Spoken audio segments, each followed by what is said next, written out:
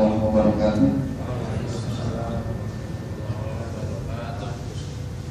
Alhamdulillahirabbil alamin wa bihi nasta'in ala umuri dunya waddin. Assalatu wassalamu ala asyrafil anbiya'i wal mursalin wa ala alihi wa sahbihi wa man tabi'ahum bi ihsanin ila yaumiddin. Allahumma ati nufusana taqwaha wa zakkiha anta khairu man zakkaha anta waliyuha wa maulaha. Amin ya rabbal alamin. Amma ba'du. Saudara sekalian, saimin saimat yang dimuliakan Allah Subhanahu wa taala, puji syukur alhamdulillah rabbil alamin. Kita panjatkan kehadirat Allah siang hari ini di waktu yang istimewa, di waktu zuhur. Dan waktu zuhur sebagaimana disampaikan oleh Quran itu adalah waktunya para malaikat bertasbih memuji Allah Subhanahu wa taala, sehingga para ulama menafsirkan bahwa waktu zuhur itu adalah waktu turunnya banyak malaikat untuk bertasbih memohonkan ampun kepada orang-orang muslim.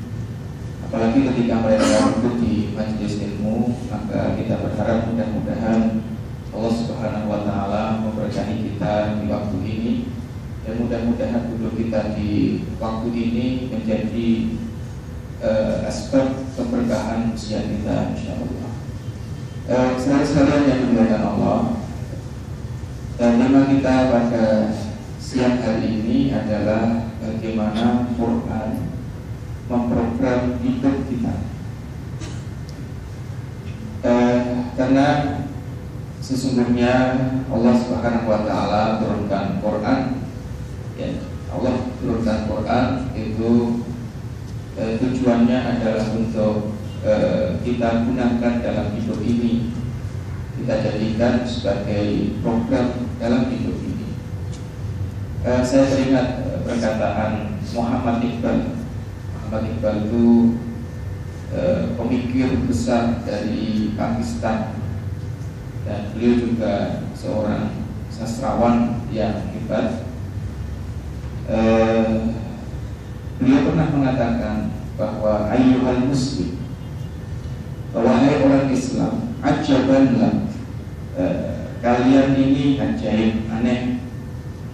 Al-Quran alladzi fihi masdaru quwwatika wa manba'u sa'adatika la ta'rifuhu illa waqtal maut. Quran yang di dalamnya ada sumber kekuatanmu, dan di dalamnya ada sumber kebahagiaan hidupmu, tidak kamu ketahui kecuali sesaat sebelum kamu mati. Bagaimana orang tahu Quran sesaat sebelum dia mati? Iqbal mengatakan, Tuqra' alaika suratu Yasin litamut bisuhula. Dibacakan surat Yasin supaya kamu mati dengan mudah. Subhanallah, kata Iqbal, Al-Quran unzila alaika litahya wa tuqra' alaika litamut. Maha suci Allah, Quran yang seharusnya Allah turunkan untuk kalian gunakan sebagai kehidupan, tapi justru dibacakan kalian untuk mati. Jadi Iqbal mengkritisi kelalaian banyak umat Islam hari itu, dan saya pikir juga hari ini pun juga sama, tentang fungsi utama diturunkannya Quran. Iqbal mengatakan itu Allah turunkan untuk kalian pakai hidup, bukan dibacakan untuk kalian pakai mati biar matinya mudah. Saya tidak sedang ingin membahas bagaimana hukum membaca Yasin bagi orang yang mau meninggal dunia atau telah meninggal dunia, karena itu pembahasannya adalah pembahasan fikih, ya. Tapi saya cuma ingin mengambil kalimat Iqbal sebagai bentuk kegelisahan beliau tentang kondisi umat Islam yang tidak memperlakukan Qur'annya sebagaimana mestinya, ya. Dan saudara sekalian yang Allah Subhanahu wa taala, disinilah makanya kita perlu memahami dengan baik tujuan utama Allah menurunkan Quran pada kita, bahwa Quran ini adalah program dan petunjuk untuk hidup kita. Dzalikal kitabul la raiba fihi hudan lil muttaqin, petunjuk bagi orang-orang yang bertakwa. Sehingga PR besar kita hari ini adalah mengeluarkan petunjuk-petunjuk hidup yang Allah tuliskan di dalam Quran untuk kita, ya. Jadi bukan hanya sekedar dibaca alhamdulillah. Dibaca itu keistimewaannya luar biasa. Nabi menyampaikan satu hurufnya itu bernilai 10 kebaikan, gitu ya. Sehingga Nabi juga menambahkan alif lam mim itu bukan satu huruf tapi 3 huruf. Sehingga ketika membaca orang membaca alif lam mim itu pahalanya sudah 30 kebaikan. Kalau khatam Quran di bulan Ramadan, kita tidak bisa bayangkan berapa juta kebaikan yang dia dapat hanya dari investasi waktu untuk membaca Quran. Itu membaca, tapi Allah turunkan Quran kepada kita, ya, fungsi utamanya adalah sebagai petunjuk. Sebagai petunjuk. Makanya saudara sekalian yang dimuliakan Allah Subhanahu wa taala, hari ini kita akan membahas bagaimana Quran memprogram hidup kita. Hari ini barangkali saya ingin menyampaikan muqaddimah dulu, baru jika tidak ada perubahan jadwal, sepertinya saya besok juga masih ada satu lagi di sini, ya. Nah, besok siang insya Allah kita akan mengkaji secara teknis bagaimana program-program urutan yang ada di dalam Al-Quran.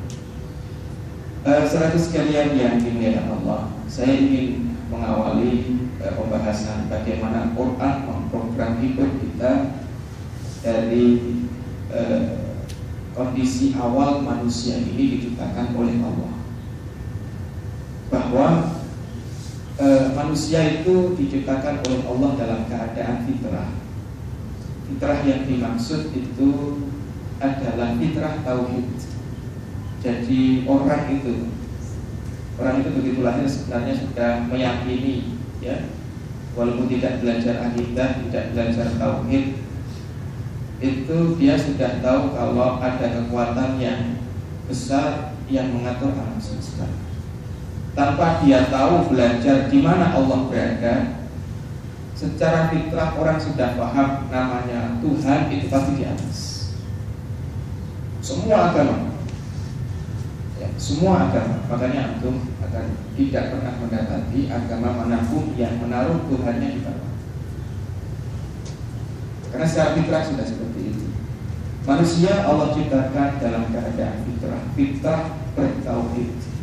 Hanya saja Bapak Ibu saudara sekalian yang dimuliakan Allah, perlu kita pahami juga bahwa manusia ini Allah ciptakan ke dunia punya bawaan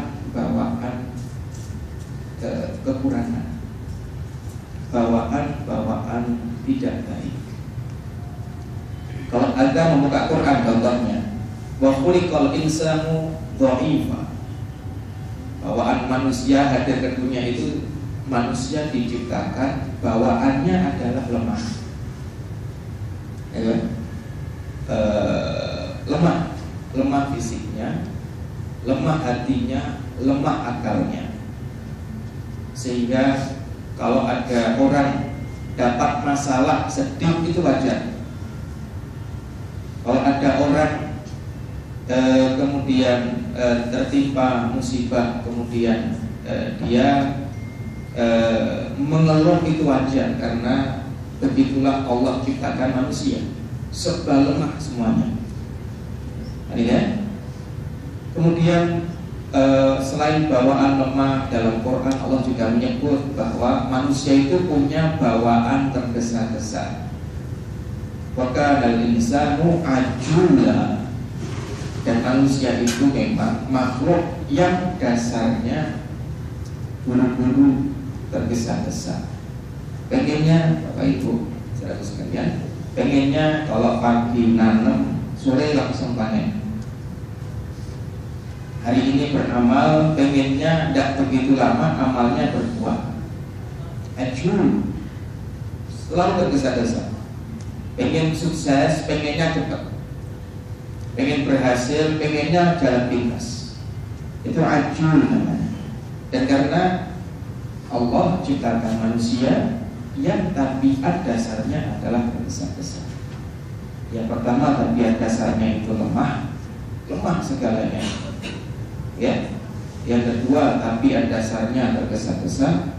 Dan yang ketiga, Quran juga menyebut innal insana khuliqa halu'a. Manusia itu diciptakan dengan desain mudah berkeluh kesah. Idza massahu syarrul jazua wa idza massahu khairu manu'a. Keluh kesahnya gimana? Allah melanjutkan, kalau manusia mendapatkan keburukan maka dia akan mengeluh. Tapi kalau dia mendapatkan nikmat manu'a, dia akan ingkar. Tapi ada ya, hujan mengeluh, ya, begitu dikasih kemarau tidak hujan mengeluh. Ya, yang awalnya naik sepeda mengeluh, begitu Allah kasih kendaraan motor mengeluh, begitu Allah kasih mobil mengeluh. Ya, halu itu tabiat dasar manusia. Ya. Sebelum menikah mengeluh, kok gak dapat jodoh. Begitu menikah mengeluh, kok dapatnya begini. Ya. Haluan terus begitu. Itu tabiat dasar. Ya. Ada apa yang kata tadi? Gak menyimpang. Tabiat dasar manusia itu lemah, kemudian tergesa-gesa, kemudian mudah mengeluh. Dan Quran menyebutkan tabiat dasar manusia keempat itu adalah jadala wa kana al-insanu aktsara syai'in jadala. Dan manusia itu adalah makhluk yang paling banyak mendebat. Bahkan Tuhannya pun didebat. Itu manusia. Ya? Makhluk yang tabiat dasarnya gampang mendebat. Dikasih Allah gitu, itu didebat, masih didebat sama manusia. Ini apa contohnya, dapat musibah, ya itu masih debat manusia. Ya Allah, saya itu sholat rajin, selalu berjamaah, ya. Teman-teman di kantor itu yang paling rajin saya, sholatnya paling rajin, ya. Tapi kok yang kena musibah saya terus. Samping meja kerja saya itu juga muslim, sholatnya tidak serajin saya, kok hidupnya enak-enak saja. Debat kayak, dan selalu begitu. Ya Allah, aku dan pasanganku, suamiku, keluargaku, anak-anakku ini orang yang dekat dengan agamamu, tapi kok rasanya hidup ini berat. Tetanggaku, dan dia tetanggaku sholat saja kalau ingat, ke masjid cuma tetap kelihatan kalau Ramadan saja, itu pun cuma setengah permainan sampai tanggal 15 Ramadan. Setengah permainan yang lain sudah gak muncul lagi di masjid. Kok hidupnya lebih enak dari hidup saya. Debat itu, berdebat Allah Subhanahu wa Ta'ala, mendebat keadilan Allah Subhanahu wa Ta'ala, mendebat kebijaksanaan Allah Subhanahu wa Ta'ala. Dan itu tabiat dasar kita. Makanya kalau ada bapak ibu di sini, itu kalau dapat masalah sedih, kemudian dapat nikmat atau dapat sesuatu yang tidak mengenakan, ibu mengeluh dan lain sebagainya, maka itu adalah hal yang wajar, ya. Itu adalah hal yang wajar karena tabiat dasar kita seperti itu. Saudara sekalian Allah Subhanahu wa taala, karena tabiat dasar manusia itu begitu. Dia punya fitrah tauhid. Cuma di satu sisi dia ini adalah makhluk yang perasaannya lemah, makhluk yang berpikirnya lemah, makhluk yang fisiknya lemah, gampang mengeluh, tergesa-gesa, dan suka mendebat Allah. Makanya Allah ingin memindahkan, mengupgrade kita dari grade yang rendah menuju grade yang lebih tinggi. Dengan apa? Dengan menurunkan Quran pada kita. Sehingga kalau antum baca karakter orang beriman dan orang bertakwa dan orang yang ihsan di dalam Quran dan di dalam hadis Nabi, antum akan mendapati mereka adalah manusia-manusia yang bisa melampaui tabiat dasarnya. Nabi memuji orang beriman. Orang beriman itu ajaban li amril mu'min, sungguh menarik perihal orang beriman. In asabathu sarra syakar wa in asabathu dharra sabar. Orang beriman itu kalau dapat kebahagiaan, dia akan banyak bersyukur. Kalau mendapatkan musibah, dia akan banyak bersabar. Padahal tabiatnya tadi manusia itu kalau dapat nikmat dia gampang lupa siapa yang ngasih nikmat. Kan gitu ya? Begitu dapat musibah, maka dia akan berkeluh kesah. Allah turunkan Quran, diinstal dalam diri orang itu, sehingga orang itu yang awalnya mudah berkeluh kesah, maka mudah menerima pemberian Allah Subhanahu wa taala yang menyenangkan baginya atau yang tidak menyenangkan baginya. Pakai apa? Quran. Manusia itu suka tergesa-gesa. Sholat, contohnya dalam hal pahala aja. Kalau dalam hal pekerjaan gak ada masalah karena itu urusan duniawi, punya target kerja segini di target 6 bulan keuntungan harus sekian, memang harus seperti itu. Tapi dalam hal ibadah itu manusia pun juga tergesa-gesa. Kan ya? Sholat duha, kan ya? Pengennya, niatnya supaya rezekinya lancar. Sholat duha di dunia, pengennya panen hasil sholat duha itu buahnya juga di dunia. Kan ya? Baca zikir, baca surat Al-Waqi'ah, baca surat Al-Muluk, yang keutamaannya adalah tidak pernah merasakan fakir dalam hidup, selalu Allah penuhi semua kebutuhannya. Itu kan fadilah utama. Itu begitu baca pengennya cash, langsung dirasakan hasilnya, langsung dikasih oleh Allah Subhanahu wa taala. Ada itu. Ini begitu. Tapi Allah turunkan Quran, diinstal dalam diri orang Islam itu. Begitu diinstal, maka hasilnya adalah manusia yang beramalnya di dunia, nanamnya di dunia, dan berharap panennya nanti di akhirat. Sabar dalam menanam, sabar dalam ibadah. Apapun yang terjadi, dia ibadah. Maukah Allah kasih kenyamanan hidup atau Allah kasih ketidaknyamanan hidup, dia ibadah. Karena tugasnya hanyalah itu, menanam amal soleh, dan dia menanti panennya tidak di dunia tapi nanti di akhirat.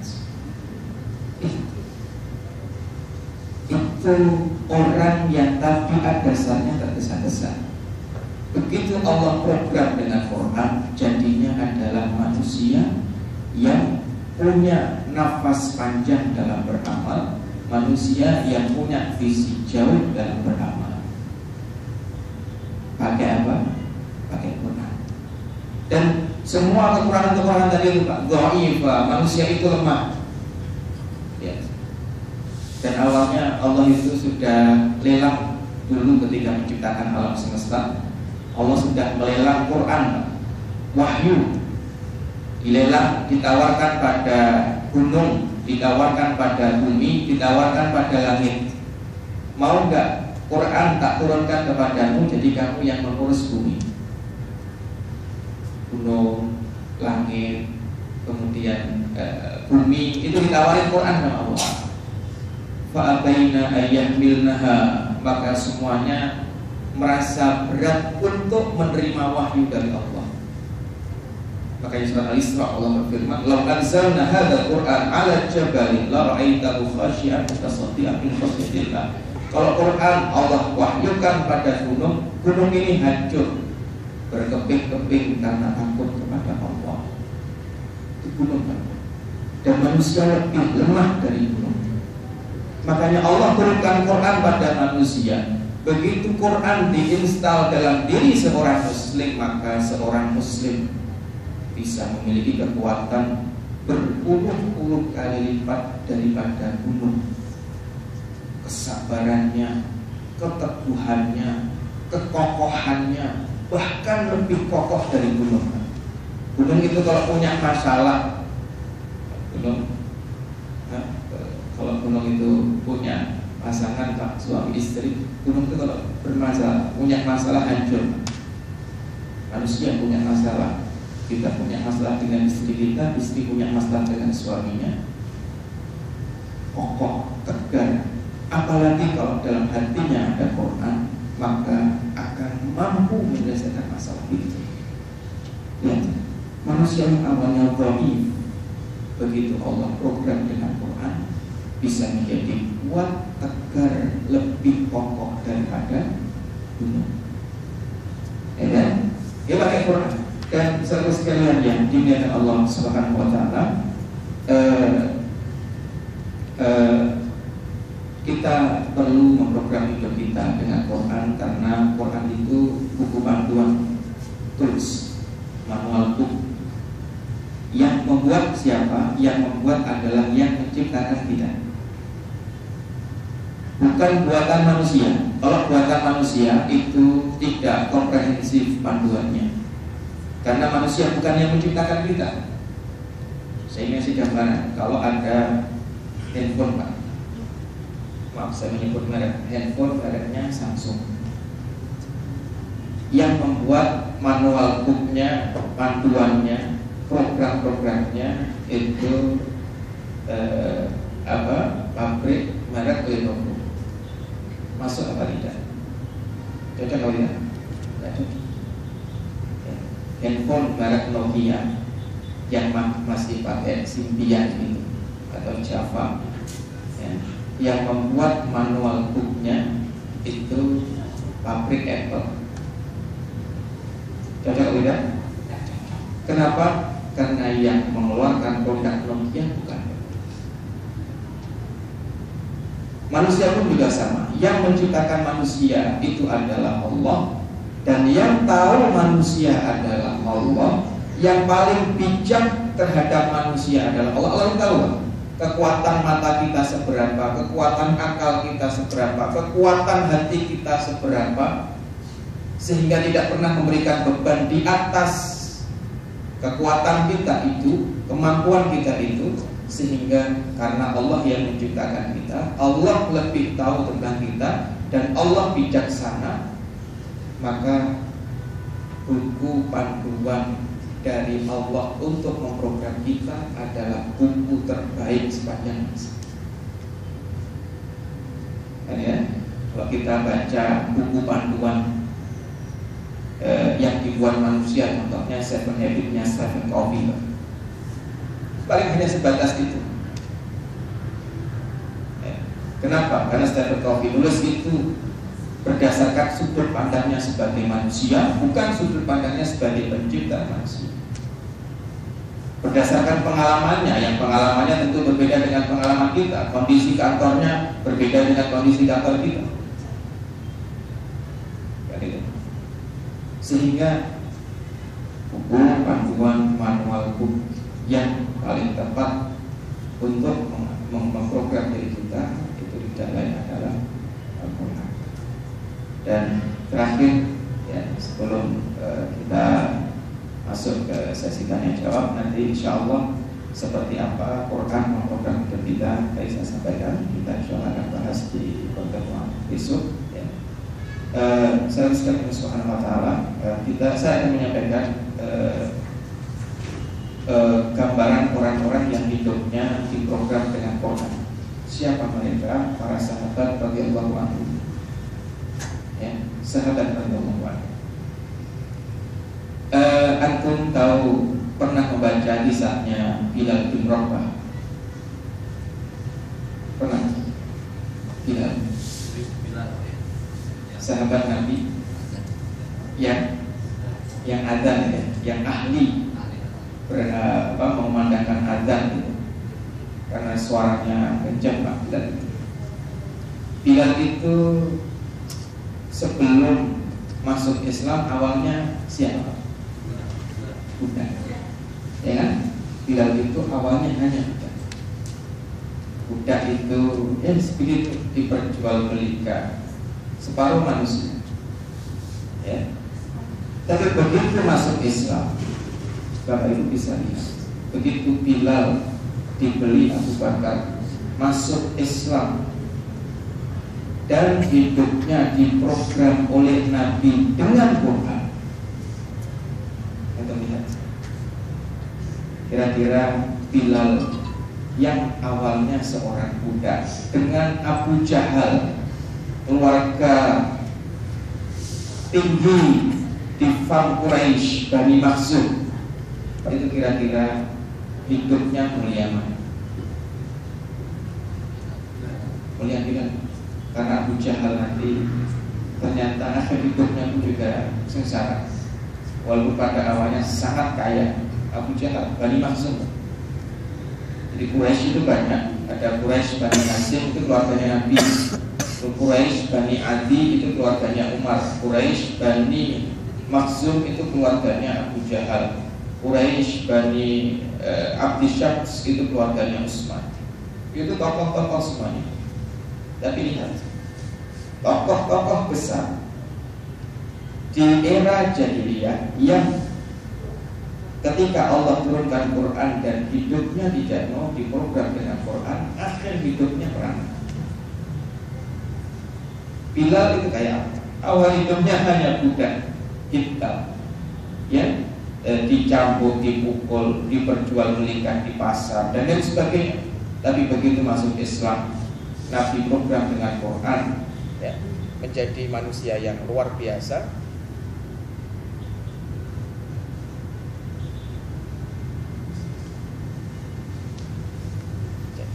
Logat.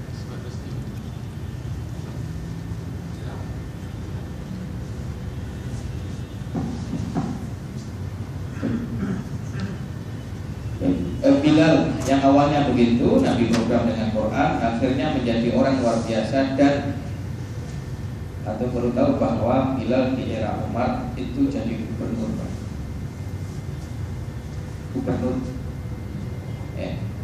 Makanya Bilal itu ditanya, Bilal, sejak kapan kamu mimpi jadi gubernur? Namanya budak. Budak itu cita-cita terbesar dalam hidup satu, merdeka. Tidak lebih dari itu.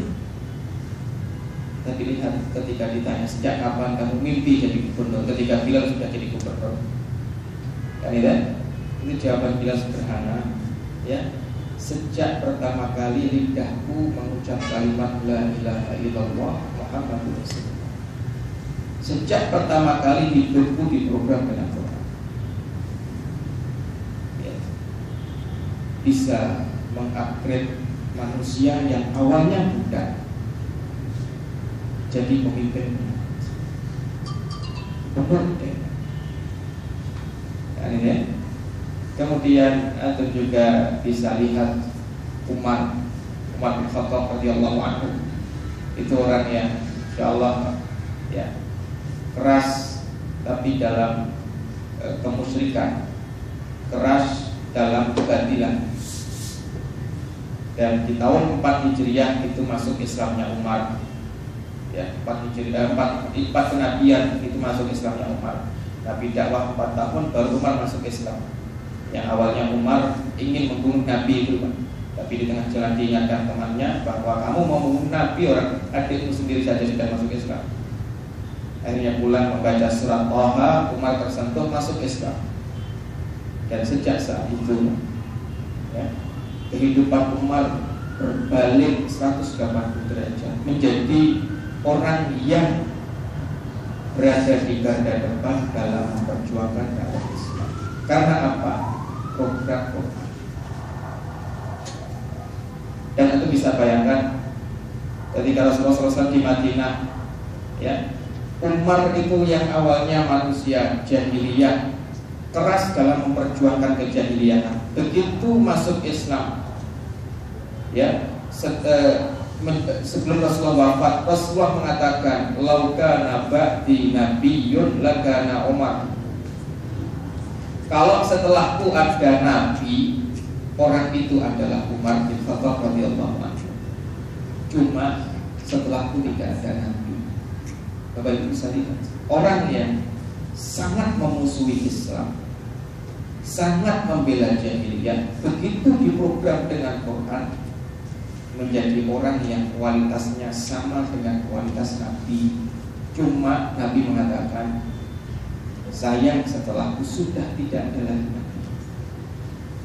Andai Nabi Muhammad itu bukan Nabi terakhir, maka Umar akan menggantikan membuat Nabi Muhammad persis seperti Nabi-Nabi sebelum Nabi Muhammad. Karena Nabi-Nabi sebelum Nabi Muhammad itu, kalau Nabinya wafat, yang menggantikan adalah temannya atau anaknya seperti Daud dan Sulaiman. Itu Umar bisa menjadi melejit, ya, punya kesolehan diri yang sangat melejit seperti itu. Pakai apa? Satu, karena ada program oleh Nabi dengan Quran. Ya. Adapun orang-orang yang sudah hebat, top, Abu Jahal itu di Mekah tokoh. Kalau ngomong A, semua orang Mekah akan bilang A. Ya, kurang apa Abu Jahal? Makanya pernah didoakan Nabi, ya Allah, bantulah Islam, kuatkan Islam dengan satu dari dua orang yang kau cintai, dengan Umar atau dengan Abu Jahal. Itu pernah didoakan Nabi, supaya Abu Jahal ini masuk Islam. Karena orang ini punya potensi besar. Kita itu kalau mau menaklukkan ular, kita harus pegang kepalanya, ekornya itu. Kalau kita pegang ekornya, masyarakat kecilnya, maka kepalanya akan masuk kita. Nabi tahu kepalanya Quraisy itu Abu Jahal, sehingga kalau dipegang ekornya ikut. Tapi ketika Abu Jahal tetap enggan untuk mengikuti Nabi, program Quran yang dilakukan oleh Nabi, lihat, ya, meninggal dalam keadaan terhina, dibunuh oleh anak kecil, anak usia 13 tahun, 14 tahun.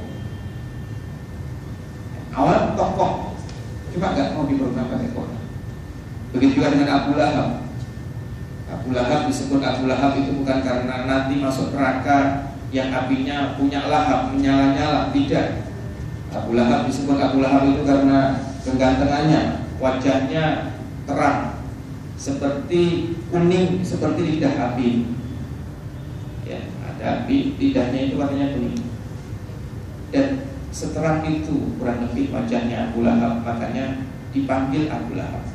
Gantengnya ganteng, istrinya Abu Lahab, ya, istrinya Abu Lahab itu namanya Ummu Jamil, wanita cantik di Mekah, yang punya kalung paling mewah di Quraisy. Gak ada wanita Quraisy yang punya kalung semewah yang dimiliki oleh Ummu Jamil. Cuma karena dua suami istri ini tidak mau hidupnya diprogram pakai Quran, Allah berikan kehinaan abadi kepadanya, sehingga kalung yang paling mahal dia miliki di dunia, nanti di akhirat fiji dihaha belum masa akan dikalungkan kalung yang panjangnya 70 hasta. Satu hasta itu setengah meter atau 50 cm, terbuat dari serabut yang dipinta. Yang itu dulu adalah kalung termahal wanita Quraisy. Dan cuma karena hidupnya tidak mau diprogram dengan, maka seharusnya Allah SWT ini di awal hanya sebatas mukadimah saja. Pertama, mengapa kita perlu memprogram hidup kita dengan Quran, mengapa Quran, dan seperti apa sejarah hidup orang-orang yang hidupnya diprogram dengan Quran dan orang-orang yang hidupnya tidak diprogram dengan Quran. Sudah kurang 5 menit. Kalau ada pertanyaan siapa sekarang? Baik, kemudian Pak Ustaz, kalau ada pertanyaan yang terkait dengan tema ini, apa misalnya? Ada pertanyaan Ibu? Belum ada? Bapaknya?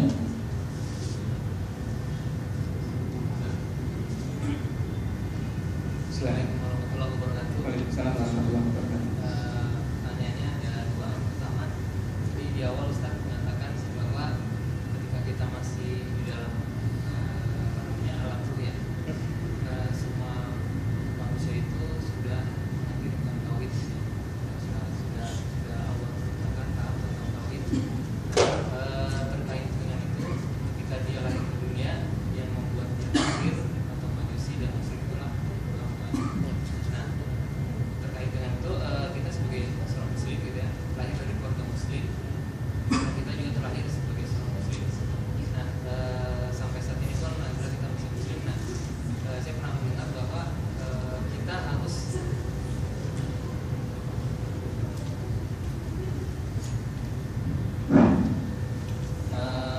ada yang berpendapat bahwa sekarang kita rukun Islam itu pertama kan membaca kalimat syahadat. Jadi otomatis kita ketika kita lahir ke dunia itu kita belum membaca syahadat. Jadi kita diwajibkan diharuskan membaca syahadat. Kalau kita walaupun kita lahir dari sebagai seorang muslim, kita belum mengikuti Islam dan umpama benar sebenarnya kita bersyahadat itu apakah kita bisa bersyahadat sendiri atau kita bersyahadat atau bisa bersaksi? Yang pertama. Yang kedua, mengenai Al-Quran memprogram diri kita gitu, itu bisa dikasih tips bagaimana memprogram Al-Quran ke kehidupan keluarga kita. Assalamualaikum warahmatullahi wabarakatuh. Waalaikumsalam warahmatullahi wabarakatuh. Baik, pertanyaan pertama tentang kita yang Allah kasih karunia besar, lahir dari tengah-tengah keluarga yang beriman, yang muslim. Maka begitu lahir dan kita balik, masuk usia balik gitu ya, maka kita tidak perlu mengulang syahadat itu, karena syahadat sudah kita ucapkan ketika kita membaca azan atau ketika kita sholat dan lain sebagainya, sehingga kita tidak perlu bersyahadat ulang. Dan itu adalah karunia besar. Jadi kita itu hadir dari keluarga muslim itu adalah karunia besar dari Allah Subhanahu wa Ta'ala. Jadi tidak perlu mengulang syahadat. Kemudian yang kedua, bagaimana Quran memprogram hidup keluarga seorang muslim ya. Nanti kita bisa mengkaji ayat-ayat dalam Quran yang berbicara tentang kehidupan keluarga ya, dalam pembagian kerja ya, dalam deskripsi kerja di keluarga. Kerja itu peran, suami perannya sebagai apa, istri perannya sebagai apa. Itu pun program itu pun sudah dibuatkan oleh Quran kan gitu ya. Kemudian kalau punya anak laki-laki pendidikannya seperti apa, punya anak perempuan pendidikannya seperti apa, itu pun juga sudah disampaikan oleh Al-Quran. Jadi lengkap sekali. Lalu bagaimana komunikasi antara suami dengan istri, itu pun di ayat Al-Quran juga sudah sangat banyak sekali. Sehingga tinggal kita kumpulkan ayat-ayat yang berbicara tentang keluarga dalam Quran. Lalu dari situ kita ambil item-itemnya. Oh, ini peran suami dalam Quran. Oh, ini peran istri yang dibagi oleh Allah. Oh, begini pendidikan anak yang diinginkan oleh Quran. Kurang lebih seperti itu. Nanti teknisnya seperti apa? Salah satu contohnya untuk bisa membuka surat An-Nisa ayat 34. Di situ Allah membagi peran antara suami dengan istri.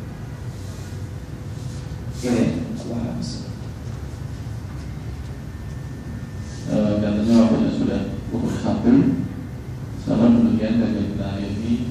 Kita bisa ambil ikhtiar dari contoh-contoh manusia-manusia hebat, sahabat. Insyaallah misalnya benar-benar mohon maaf, nanti akan ikut dengan doa Ustaz. Dari saya kurang lebih. Assalamualaikum warahmatullahi wabarakatuh. Mari bersama-sama kita tutup dengan doa mengamalkan Allah, mudah-mudahan Allah berikan kebaikan-kebaikan pada kita, pada keluarga kita di bulan terbaik, bulan Ramadan ini. Allahumma sholli ala Muhammad wa ala alihi wasallim wa radhiyallahu ta'ala an sahabati Rasulillah ajma'in. Alhamdulillahirabbil alamin. Allahumma ati nufusana taqwaha wa zakkiha anta khairu man zakkaha anta waliyuha wa maulaha.